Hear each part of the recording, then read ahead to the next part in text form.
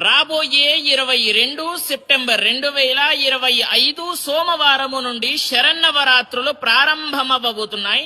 మనము ఎటువంటి నియమాలు పాటించాలి, అదే విధంగా మొదటి రోజు పూజ టైమింగ్స్ ఏంటి అని చెప్పేసి చాలా మంది కూడా అడగడం జరుగుతుంది. ముందుగా మనము పాటించవలసిన నియమాలు ఏంటి అని అంటే 9 రోజులు కూడా నాన్ వెజ్ తినకూడదు. అదే విధంగా 9 రోజులు చెప్పులు వేసుకోకండి. 9 రోజులు కూడా ఉపవాసం ఉండడానికి ప్రయత్నం చేయండి. అప్పుడు ఏంటి అని అంటే అమ్మవారి యొక్క ఆశీర్వాదం మీ పైన ఖచ్చితంగా ఉంటుంది. మీకు ఉండేటటువంటి కోరిక నెరవేరుతుంది.